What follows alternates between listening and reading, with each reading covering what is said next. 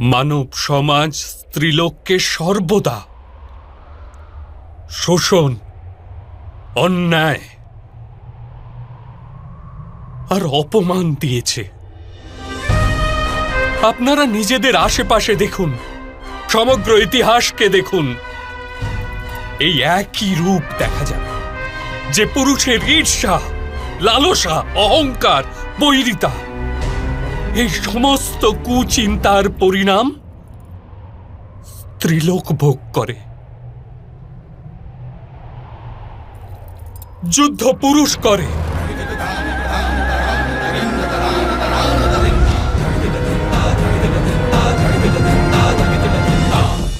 আর পরাজিত নগরে স্ত্রীলোকের সাথে বলাৎকার করা হয়। পুরুষ মদ্যপান ও দুধ ক্রীড়ায় নিজের সম্পত্তি হারায়, আর স্ত্রীলোকের ভাগ্যে নেমে আসে ক্ষুধা। পুরুষের অহংকার ক্ষুণ্ণ হয়, আর স্ত্রীলোকের স্বাধীনতা ও সুখে বাধা উৎপন্ন হয়ে যায়। পুরুষ জীবনে পরাজিত হয়ে পরিবারকে ত্যাগ করে, আর স্ত্রী নিজের সন্তানদের ক্ষুধা নিবারণের কারণে সংঘর্ষ করতে থাকে।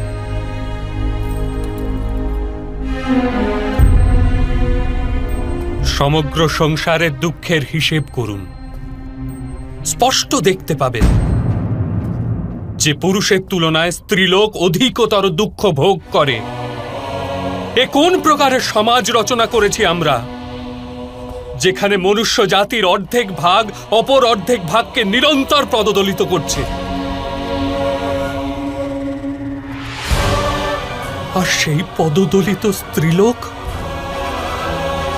মানুষের ভবিষ্যতের জন্ম দেয়নি। সৃষ্টিকে দেখুন, নতুন বৃক্ষকে জন্মদানকারী বীজের আশপাশে ঈশ্বর ফুলের পাপড়ি নির্মাণ করেছে, তাকে রং ও সুগন্ধ দিয়ে ভরে দিয়েছেন। যেখানে ভবিষ্যতের জন্ম হয় সেখানে তো কেবল সৌন্দর্য, কেবল সুখ, সন্তোষ ও সম্মান হওয়া আবশ্যক নয় কি? কিন্তু সমাজ স্ত্রীলোককে দুঃখ দিয়ে সমগ্র ভবিষ্যৎকে দুঃখ দ্বারা পূর্ণ করতে থাকে। প্রহার, শোষণ, পীড়া, এইসবে ঝলসে যাওয়া স্ত্রীলোক স্বাস্থ্যবান সুখী সন্তানের জন্ম কোন প্রকারে দেবে? অর্থাৎ যে সময় কোন স্ত্রীলোকের অপমান হয়, কোন স্ত্রীলোকের উপর শোষণ হয়, কোন নারীর কেশ আকর্ষণ করা হয়, সেই সময় কোনো না কোনো রূপে এক যুদ্ধের জন্ম হয়, কোনো না কোনো রূপে মহাভারতের আরম্ভ হয়।